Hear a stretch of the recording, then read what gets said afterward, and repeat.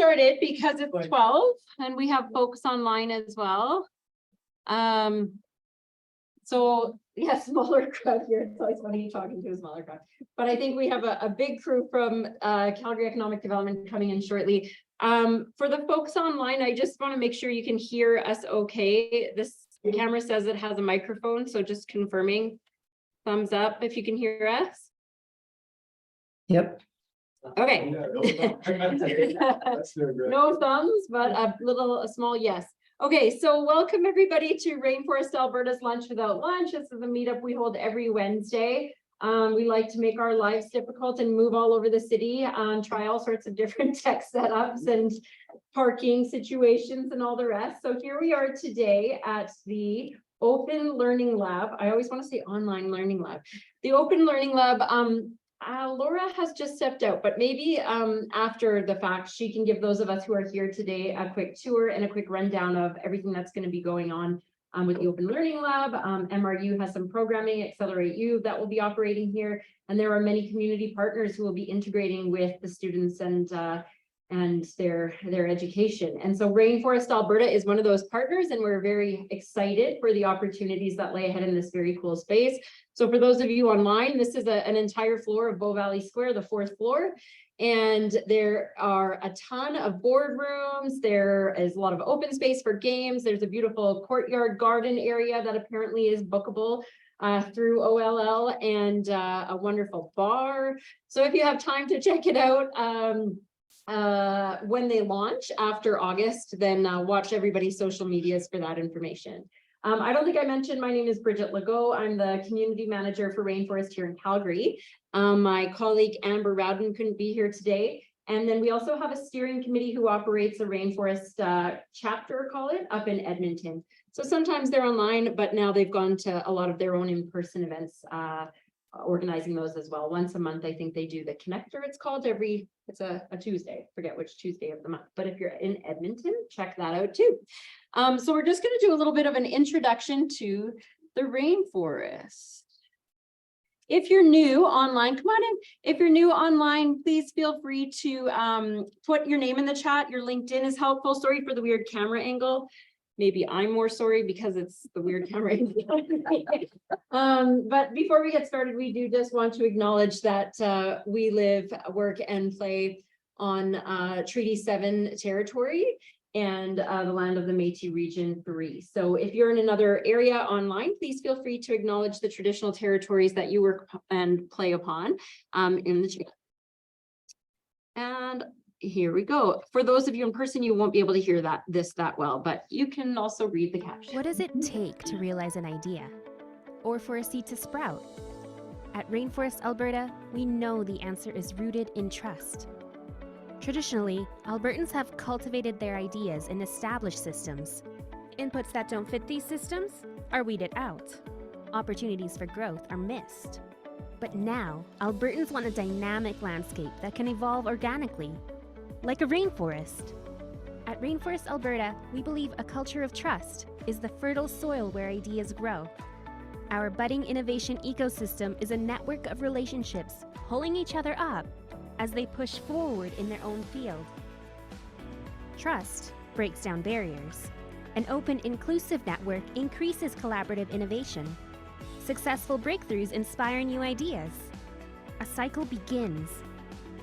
Rainforest Alberta is a movement to amplify trust by cultivating honesty, inclusion, and accountability. How? Our social contract holds us accountable to demonstrate trust across the province. We meet to have honest conversations around collaboration. This leads to more inclusive spaces for everyone to fearlessly build new ideas together. By raising the standard of trust, Alberta's ideas, talent, and resources can be evergreen. Visit rainforestab.ca to sign the social contract and start growing together. Okay, sorry, a little bit awkward for those here in person because they could barely hear that video, but hi Ramel. Ramel's with us online and in person. Clone. So for those of you who are newer to the rainforest analogy, why are we talking about rainforests at all? It's based on a book called Rainforest Building the Next Silicon Valley, which is all about how the Valley back in the day was built upon this foundation of trust and collaboration and diversity. If you think of a wild and woolly rainforest and what's required for nutrients to move freely and flow, and if you think of it in the innovation space as those nutrients being capital, ideas, and resources, come on in, Calgary Economic Development. Come on in if you'd like to. Sorry, everybody. So that's where the analogy comes from. And you can read the book, you can contact Amber and I if you want to hear more. It's fun. We love to talk about it. We like to think of the rainforest as being built upon these pillars here. And so this culture and leadership being the heaviest weighted pillars. And that's really what we promote here in the rainforest movement itself, is building this culture of trust and diversity, and really promoting leaders who think differently and who think differently about leadership. If that's a topic we've been exploring a lot in the rainforest lately, is what is it like to rethink, what does it look like to rethink leadership in this ecosystem? Come on in. Of course, we need all of these other pillars in order for innovation to spark and flourish in a tech sector. And so we measure these every year through a scorecard assessment. You'll see that come out at the end of the year. And we also measure various aspects of diversity, equity, and inclusion in the ecosystem. And it gives the wider ecosystem across the city lots of data to play with if you work in the innovation space, which I'm sure if you're here, you do.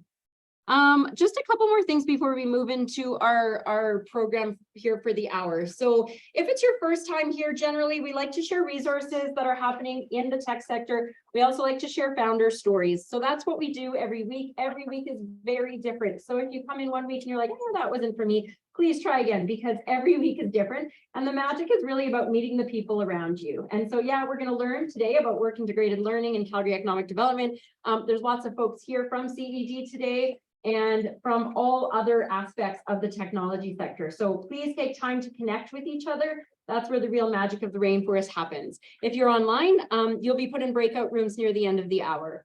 And so please use the direct message feature on the Zoom if you are joining us on Zoom today, and feel free to chat there as well. You can also put your questions for the presenter in the chat, and we'll get to them when we have a moment. I think that's all I'll really touch on. We do record this and put it on our YouTube channel after if you want to refer back to it, and we capture the chat in our Slack channel. So once you've signed the social contract, which was mentioned in the video, you will gain access to our Slack channel, and you will gain access to our other digital platform powered by Inkly, which I'll talk about in just a quick second. Here is the social contract value of the day. Fairness. I will be nice and treat everyone fairly. I will take advantage of no one. We like to talk about the social contract as just like agreeing to be a good person, or don't be an asshole. So that's really the bottom line, and fairness is a big part of that. We're rewording the language on the social contract. I know we've been talking about it a long time, but it's a pretty thoughtful and intentional process. And language like fairness, I think, will probably be shifting to language more around equity and inclusion. So watch for those changes in the social contract sometime soon. And last but not least, this is our new, somewhat new, piloted since November, digital platform called Inkly. I strongly encourage everybody to get on this QR code right now. Get onto the platform. You have to create a profile. It does only just take a minute or two to fill out a profile, and you can just skip through it if you want to go back later. But get in there right now while you have the QR code in front of you. On this platform, you have the power of the entire ecosystem at your fingertips. So if there is something that you are curious about that ChatGPT just can't answer, and maybe someone's actual brain can, this is where you do it. So for anything you can't Google, how do I build a fintech company? How do I get a career started in software development? How do I balance my work and 3 children? Whatever it might be. Your question will get matched to people with that unique experience, a knowledge and skill set, and will be, because of that, highly motivated to answer your question. The real magic that comes after you get some responses to your question is you're more than welcome to connect with these people outside of the platform. Our hope is that eventually you can do all that on the platform itself and not have to go off to LinkedIn or in person and be able to do it all digitally on Inkly. But they're a startup, and we're just growing and pivoting alongside them. So for now, it is question-based only, but watch for more functionality in the future. So I'm going to stop talking because we have lots to cover today.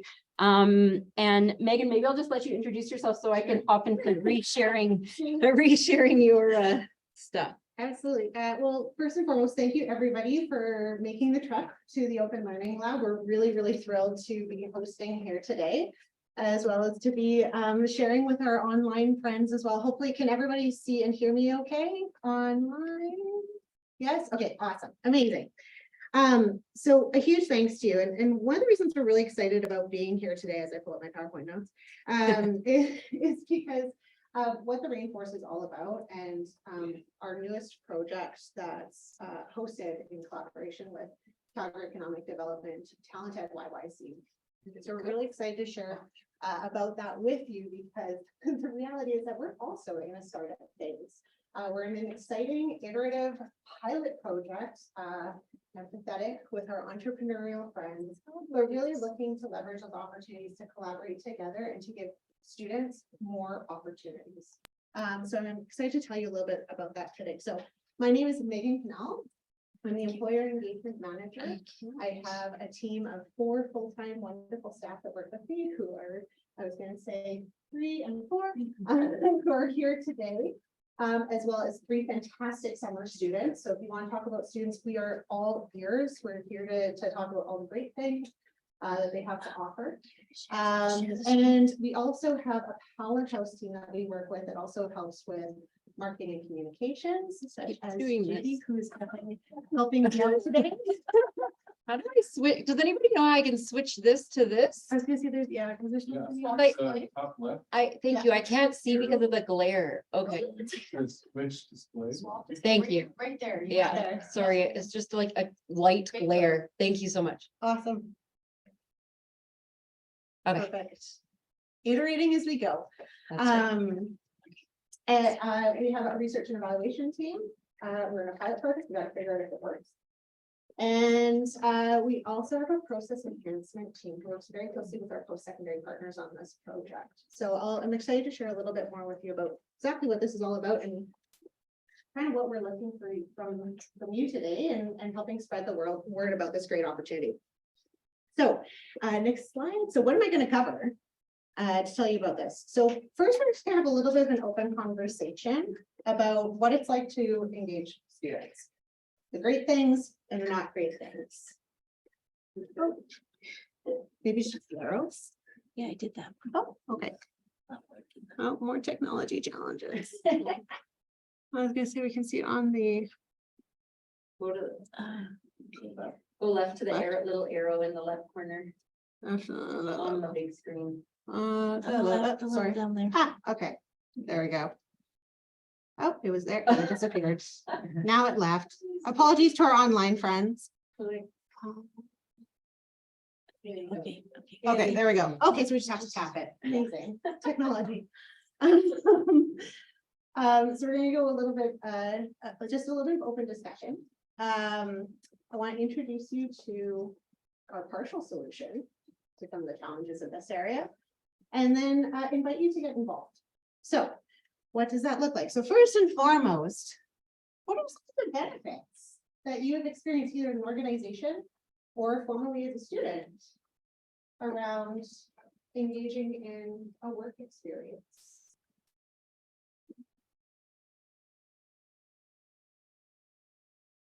Question again? What are some of the benefits that you, either as an employer or as a student, have experienced by working with students in your organization? Alina. Fresh perspectives and bringing in new technologies. Fantastic. Cheap labor. Cheap labor, love it. It's true. They know it. True. It's true and they know it. There's anything in the chat. Are there anything in the chat? Oh, I see some, there's some pieces in the chat, but I don't know if they are, they might just be LinkedIn sharing. Yeah. Oh, it is. Glad to see that happening too. Anything else? Well, for the students' real world experience, which often is quite different from academia. Exactly. So that opportunity to actually apply what they're learning in the classroom and then actually see all the real challenges of where the textbooks fail. Yeah, okay. They, sometimes those students stay on and become here full time staff. Exactly. So it's a recruitment pathway. It's really like that long probation where you also have the opportunity to sort of, see what they're capable of, mold them into kind of your ideal employee, fitting in with your culture really, really well. So it gives you that sort of longer probation period, if you will. Yeah, exactly. So a little bit of a longer probation period as well as an opportunity to mold the employee you want. Which sometimes when you hire somebody with 30 years of experience, they're not super adaptive and flexible with the university. Oh, can they not hear? Oh, I'm guessing they can hear the, Okay, so all of those things and more is exactly right. So new thinking, energy, creativity. They're typically a diverse pool of candidates. They usually have some unique perspectives and experiences. They're motivated. They're not yet jaded by the work world. So they're really eager. They're also not mode of learning, right? So because they're not mode of learning, they're really excited to learn and do more. And it's also that short-term evaluative opportunity. So that being said, yay, hurrah, hurrah, hurrah. So what's stopping employers? What are the actual challenges that they face? Well, you gotta, oh, yeah, but. Oh, no, we don't end the show. I could like just sit here. Is it just, can we just do a tap? Yeah, there you go. You just have to tap Okay. on this side, because that's gonna right click for you. Okay, so now we've like rah, rah, rah, yay, yay, yay. Why isn't it happening? What are the barriers that stop organizations from working with students? Costs. Cost, right? So an employee is an employee. It still costs money to bring them in to work with them. You probably have to put in a lot more upfront training. That you may not have time for. A lot more upfront training, and so. Oh, I want to. Sometimes you have to train people, and that can be hard. Touche. I love it, we're including it on our. Sometimes employers don't even know where to start, like how to go about sourcing students and, facilitating that. Exactly. Remembering how to connect to the MRU job board, the UC job board, the BPC job board. It's like we planted you in the audience. So the barriers that employers often face include things like awareness of their options, so they don't even kind of know what's out there. They don't know what new program just launched at St. Mary's University. They don't know about the different options to engage those students. It's challenging to figure out which board to post to. It's challenging to even figure out if there's a real person on the other end of that email. Because they don't respond to you for 3 months, or you connected with your aunt or uncle who's in HR and now your email's gotten lost somewhere along the way. The resources, time and funding tend to be barriers for every small business. But I love the point about one training. We're gonna 100% keep that. And then the next piece is often attracting the right talent, right? So it's question of, okay, so we put out a posting, we had a ton of time resources into actually taking this leap of faith. And now we have a student that's just like, they're not the best fit, right? We just feel that. So TalentED YYC is here to help solve. We cannot guarantee solving every single one of the challenges, but we're here to start chipping away at solving some of those challenges through a collaborative ecosystem. And so really what we're looking to do is through a cross collaboration with our post-secondary partners to begin really chipping away and streamlining some of these challenges that employers are facing to engaging students. So what does that look like? So some of the goals that we have through this project are fostering collaboration. So we have 7 post-secondary partners based in Calgary. You can see them lovely along the line here. So Bow Valley College, Alberta University of the Arts, St. Mary's University, University of Calgary, St. Ambrose University, and this one, Mount Royal. Right, so 7 institutional partners. It is a challenge to coordinate 7 post-secondary institutions. But they're all in it, and they're actually really excited about it. And they're excited about the value that it can bring to streamline this ecosystem. We also have two key partners with Calgary Chamber of Commerce and Calgary Chamber of Voluntary Organizations, because they serve a lot of those small businesses. They're exactly the ones that need help engaging the post-secondaries and engaging students. Second, we're looking to help support developing that talent pipeline. So trying to make this just a little bit easier for employers to engage that student talent through a variety of resources. So really what we aim to do is we have a team dedicated, hosted by Calgary Economic Development, that specifically focus on supporting employers to leverage the existing resources. So this, we're not creating tons of new stuff. We're actually just raising awareness of all the great things that actually already exist in the ecosystem and making it easier to figure out what's the right resource and get you to it faster.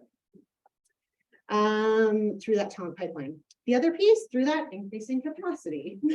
So, right, capacity is a huge challenge for every organization, including our post-secondary partners and small businesses. So we look to curate and develop tools, processes, for framework systems that help raise awareness and reduce those barriers to accessing the existing opportunities within our post-secondary institutions.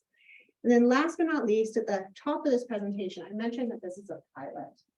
So through this pilot, we're looking to figure out what does and doesn't work about this model. So this model is incredibly unique to our knowledge. This, and we're trying to still figure out the research landscape, but our third-party evaluators have basically told us that this model doesn't exist anywhere else in the world right now. So the idea of having an independent and neutral voice to coordinate these complex systems is really unique. So I'm sure your first thing is like, wow, this is an interesting undertaking. Who's paying for it? Let me tell you. Future Skills Canada, Government of Alberta obviously has an invested interest in this project. The Government of Canada, Prairies Economic Development Canada as the arm of Government of Canada, and Business and Higher Education Roundtable. So we have a lot of backing to test to see, will this model work? And hopefully if it does, we've built a foundation to then scale it. Is the idea. So the centralized resource hub. What does this look like? Like, what do we actually do? So we're essentially a group of individuals there to support employers. Collective hub. It's supposed to, we're working to build a one-stop shop. A one-stop shop for what? Well, first and foremost, raising awareness, educating, and increasing access to student talent. So how do we do that? So first and foremost, through educating employers about their options to work integrated learning. Who in this room, no one from CED, put your hands up, has heard the term work integrated learning? Who can describe it? How? Well, basically, it has to do with extending the education by providing hands-on experience, doing a real job in a real place, sometimes even getting paid for it. Exactly. I like that you added sometimes even getting paid for it. Because that's a component of what we're looking to do in terms of educating employers about their all the various options that are available to them. So most of our post-secondary partners have some form of work integrated learning somewhere along the way within a student's education. It's just a matter of like, how do you access that? So that's what our team is here to help support and educate on. So it combines things. So traditionally, when you hear work integrated learning, it's synonymous with terms like co-op, internships, project-based learning. Who's heard of community service learning?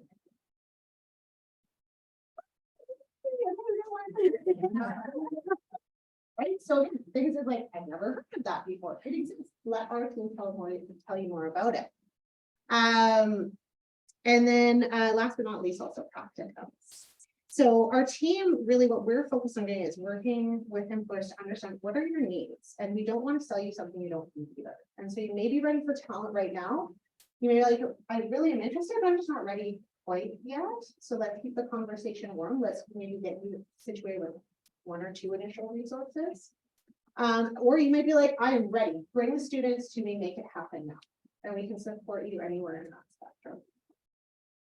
The other piece that we have a really unique opportunity with our project is we have a special pot of funding from one of our core funders, Business and Higher Education Roundtable around innovative will. Does anyone have an idea of what innovative will is? Same will be bordering, right? Yeah. So it's something almost feels like it feels like it could be will, but it's not quite will. And so what are some of the distinctions? So typically these are things that are like shorter term. They're not typically formally integrated into curriculum or tied to a formal program.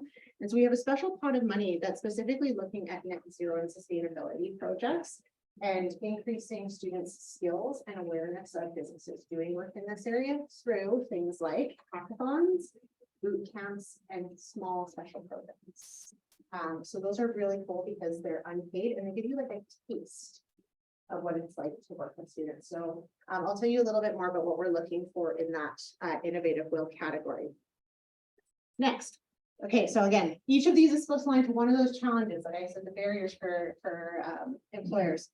Funding referrals. Who knows the wide, wonderful world of student funding available? Amazing. I will recruit you for my team. We have a project right now. Well, but I know that. Okay.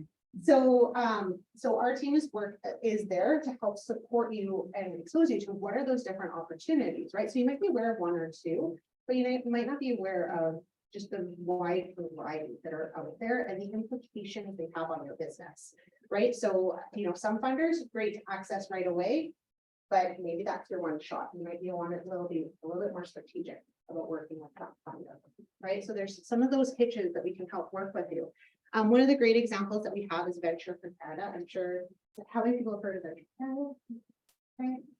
How many know about their intrapreneurship suite? Okay. So for entrepreneurship, they have a really, really great opportunity where employers at no cost can get small groups of students to work on dedicated projects. So groups of 2 to 5 students to work on a dedicated innovation project for an employer for 7 weeks for up to 60 hours. And Venture for Canada will directly pay those students for it. It's a really great opportunity for small businesses to leverage. And then last, the other pain point that we kind of sort of think we are starting to address through this project, the attracting the right talent. So one of the things that's really, really cool about this project is, believe it or not, we got 7 post-secondaries to agree on one thing: a centralized portal. This is actually a huge feat.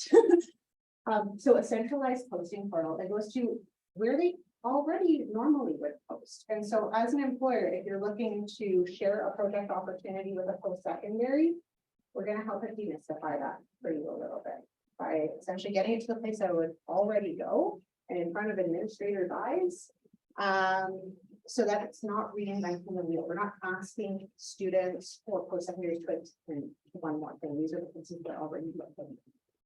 And so instead of having to post to 7 post-secondaries, we post to one place, it gets out to the places to go. Does it go the other way then? Does it go the other way? I wish it did. Maybe in iteration 2 or 3. And we've had some discussions on projects and potentially leveraging other platforms like Brighton, for example, where it is one of the 2-way marketplace between employers, but that's still in very early discussions. It's still really exploratory if that's the best platform to use. But our technology partners have been good working with us.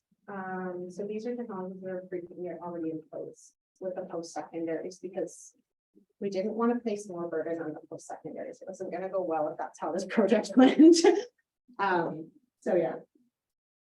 And then the last piece that we're building out is resources for small employers. So one of the pilots that we currently have underway is actually a vetting pilot for a small employer, where we're helping to vet the candidates based on agreed upon kind of what are the criteria you're looking for. It just takes away that little bit of extra pain. When you're a small business of 1 or 2 people and you have one email, you don't need 100 student applicants going to that one email.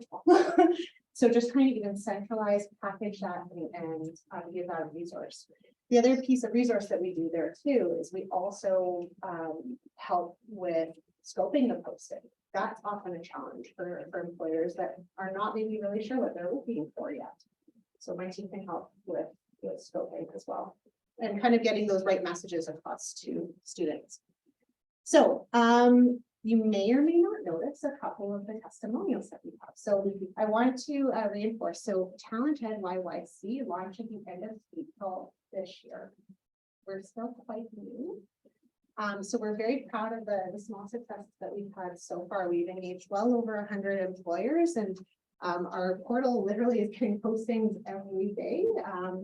So that's a really exciting piece for us. But two of the testimonies I want to highlight, and I want to highlight them because they're two small local businesses. These are not businesses of 500, 800, 650,000 people.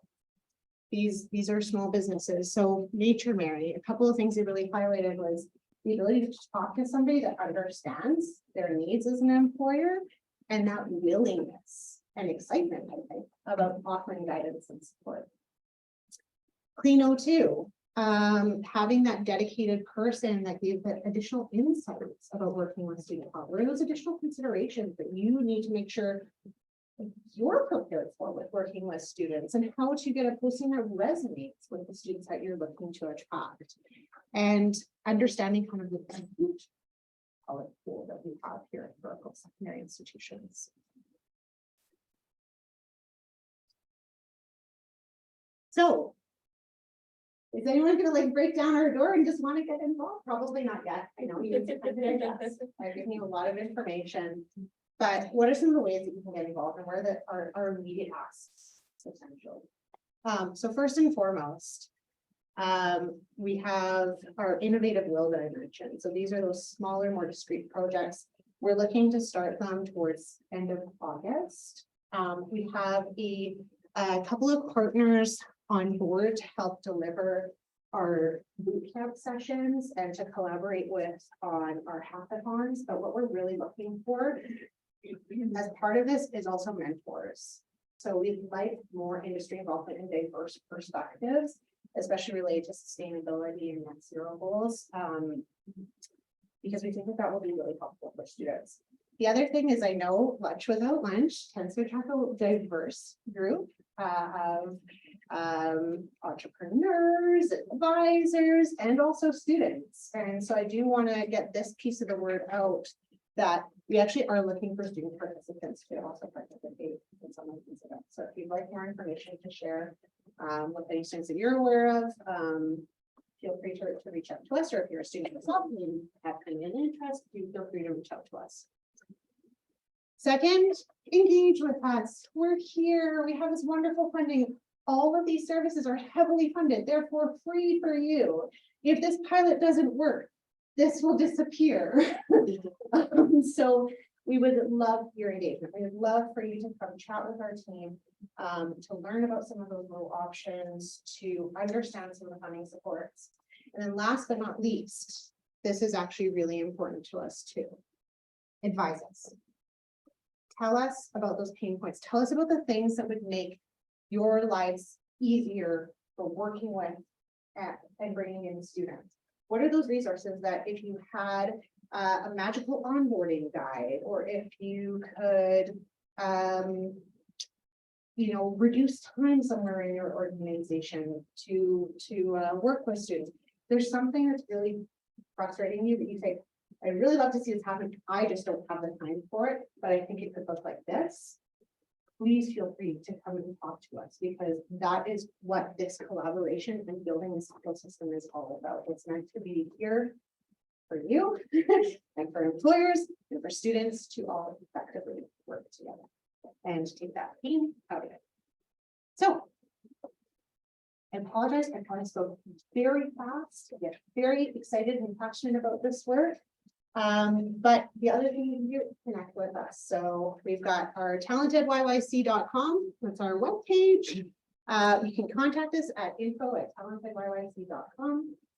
And you can also, our very newly minted LinkedIn page, feel free to follow us, to engage with us there too, because we're hoping to use that as a jumping point to really build a strong community of students, employers, and people passionate about working with students in the community.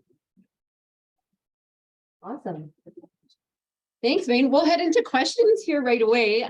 Peter's got a question online, and then we'll see if anyone has any here in the room. So are most of the jobs office work, or can the students learn to do yard work, renos, plumbing, home maintenance? Can they be employed in the energy industry? So, yes and no. Look at the partners. So apprenticeships is out of scope for us. So some of that would actually very nicely align with apprenticeships. It's out of scope for our portal, but because we have the post-secondary connections, we are always more than happy to connect people back to the post-secondaries, specifically, typically those work tend to fall under things like SATE. So we're happy to connect you back to the post-secondary to get kind of in the right spot. So for example, we had a small company reach out to us about an electrician apprenticeships, and they had quite a few. How many did they have? 100 plus. 100 plus electrician apprenticeships that they needed filled. So we were happy to facilitate that facilitate the opening so that that employer could build a relationship with the post-secondary, because apprenticeships falls under a very different regulatory act that we are not prepared to touch yet because it's undergoing so many changes. In terms of the energy industry, absolutely. So we're sector agnostic. It doesn't, it's really about, does the opportunity provide a good student learning opportunity?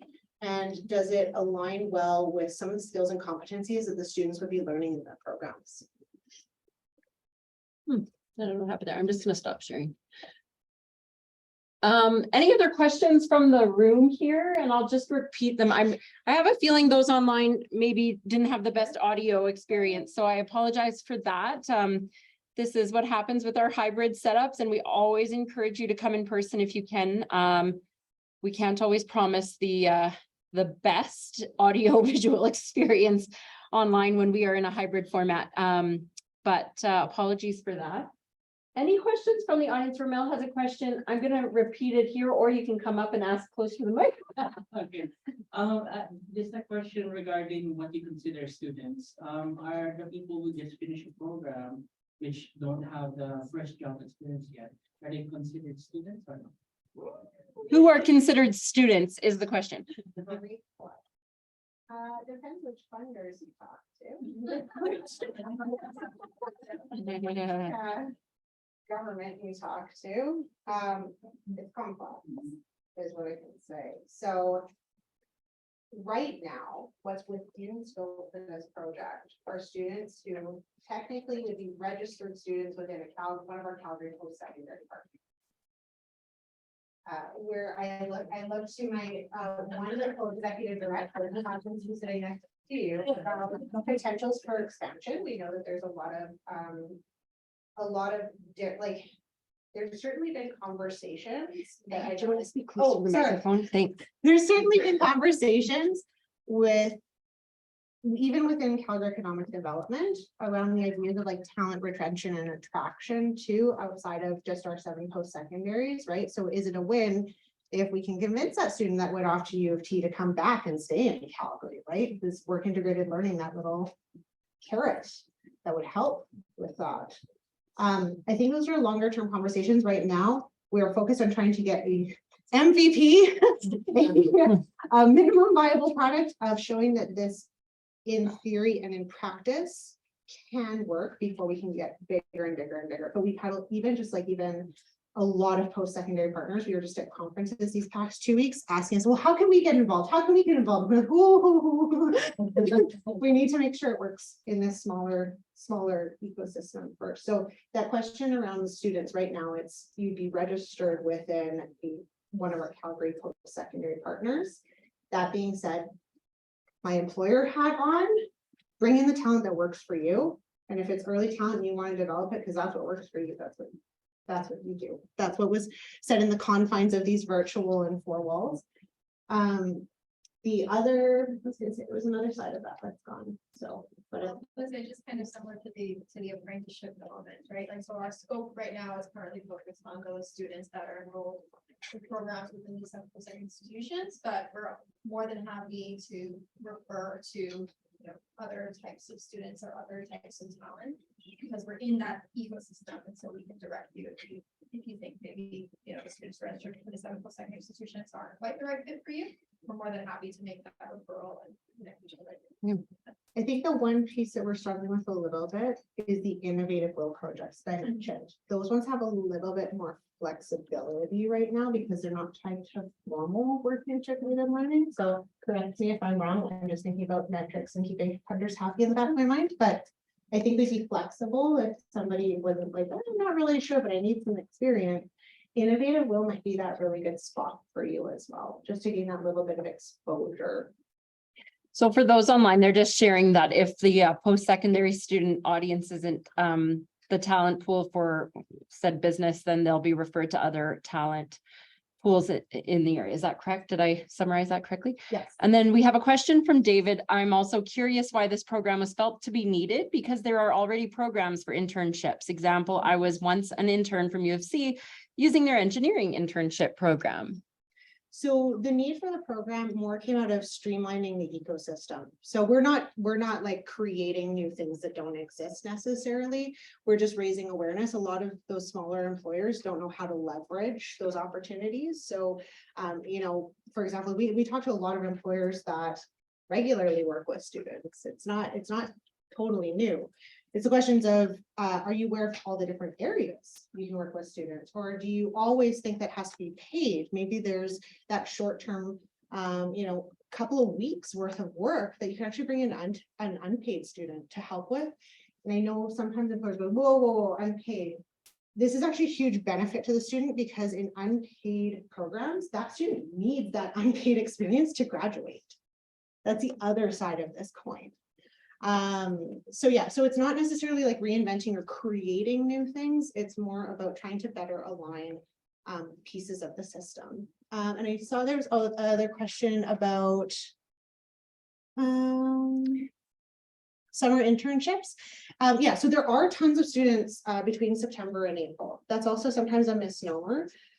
So next to summer opportunities, in the co-op world anyways, winter tends to be the next most popular intake, and it's about 2/3 the size of summer students. It's not small. And then the other thing too is that these projects can all look different. They can have different timeframes, and that's really where it becomes quite interesting with the post-secondary partners, because you can have course-based projects. Some course-based projects, they want to partner for like 5 months.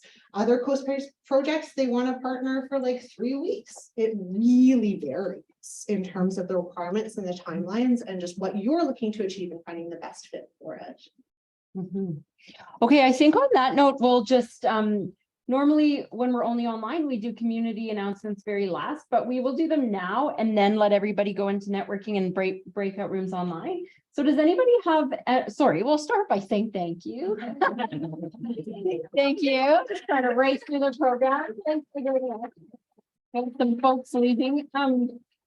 Thank you for sharing, and a really exciting project for Calgary. And I think there's so much happening in the talent space right now, both in tech, small business, entrepreneurship, lots of opportunity for employers to take advantage isn't the right word, but make use of all the wonderful talent in this city. So on that note, are there any community announcements that anyone would like to share with the wider group? Anything going on in your world you'd like to invite us to? Yeah, I have one. Yeah. My name is Alina. I work for TalentED YYC. Alina, would you mind coming up to the microphone so they can hear you? Thanks. Which I believe lives in this camera, so just near me. Or at least near the laptop. So I don't know if this is super relevant to anybody, but if you have students in your life or you have students working for you, we're actually executing our first boot camp on July 25th. So what do students gain from boot camps? Why would we send them there? Why would we let them have a day off of work? It's free for them to attend. And it's all about creating skills and takeaways for the next generation to be successful in careers within sustainability, within the green economy, within business and within oil and gas. And it is facilitated by Eco Canada. So if you're familiar with them, they are big in the sustainability world. Students should probably recognize them, and it's a really great opportunity. It's also what we're calling an innovative WIL opportunity. So with that, it'll be a full day of programming for them. And then we're also going to do a second either half day or online digital reflection component and panel discussion. So it's going to be really, really great for building their careers and gaining new skills. We're going to be posting it to our TalentED YYC LinkedIn page, which is recently launched. If you haven't followed us yet, please come through your LinkedIn and give us a follow, and there you will receive tons and tons of updates on what TalentED YYC is doing. If you have any questions, you can talk to me after. Awesome. Thank you. When is that? Sorry? July 25th. July 25th. All right. The world does not shut down in July, contrary to popular belief. Anyone else? Yes, Al. I just want to put a plug in for the Rainforest podcast, Leaders, Innovators, and Big Ideas. We're looking for hosts, guests, and sponsors. So if you want to be involved with the podcast, please let me know. Thanks, Al. All right, next week, we're gonna head to the Inglewood Bird Sanctuary for lunch without lunch. And we are just gonna take it outside, walk around, let the ideas flow in nature, chat, hang out. So come with your ideas. If you're looking for support from the community, come with that. If you're looking to give something back in particular, come with that next week. And we're just gonna hang out in nature. Maybe bring a lunch, have a picnic if you want, up to you. So that is only in person at Inglewood Bird. God, I'm having a hard time. The Bird Sanctuary next Wednesday. The following week, we're going to be speaking to a founder of an AI company here in Calgary, and he is going to demystify artificial intelligence for those of us non-tech people. And the final week in July is to be announced, but should be an exciting opportunity with some students from Australia joining us, probably at Platform Calgary. So wait for details on that one. And then, as I mentioned last week, August, we are exploring the Technology Access Centers of Alberta. There are 8, which are part of 60 across the broader country. And they all specialize in very niche areas of innovation and have resources for researchers and entrepreneurs to build companies within these niche areas. So you'll see those areas and all of that information posted online. For the most part, they will be just virtual because they're all over the province, which will make everyone's lives easier. So thank you to everybody for coming downtown today, especially like pre-Stampede, some beautiful summer day. We appreciate you taking the time. Alora is gone, but if you want to stroll around the open learning lab here, it is just a circle. So you'll see all the boardrooms and things are kind of in motion, which you may or may not have noticed. They have a lot of support from the city and Oxford properties here in having this space available to the OLL. And so with that just comes a little bit of flexibility, like David Finch is literally hanging things on the wall himself. It's coming together slowly but surely, and we'll be launching in the fall, I think more openly a bit to the public. But Alora's the one in the jean jacket that was walking around. So if you have questions about it, just feel free to touch base with her. They are still looking for partners. And I think it'll be a really cool space to participate in for the coming year ahead and integrate with students. So for those of you online, thanks for bearing with our tech, and I will open some breakout rooms. Oh, Peter, is there a Stampede breakfast at Platform tomorrow? Tomorrow, it's not a Platform, it's the first flip. So CED, Chamber of Commerce, Platform, but that's, I believe, on Stephen Ave, right? Usually, or Teleconvention kind of zone? Stephen Avenue between Center Street and First Street. Center and First. If you actually want to eat, get there super duper early, because there will probably be hundreds to more human beings there. I heard some people talking about bringing their dogs. Be careful. There's going to be lots and lots of people. There's lots of other Stampede events happening in the innovation sector, though. If you want to check out Platform Calgary's community event page, you may find a couple of them there. Some are already sold out, so we'll see. Happy, safe stampeding, everybody. And Have a good week. I'll open the breakouts now and everybody can stay and chat and wander around here.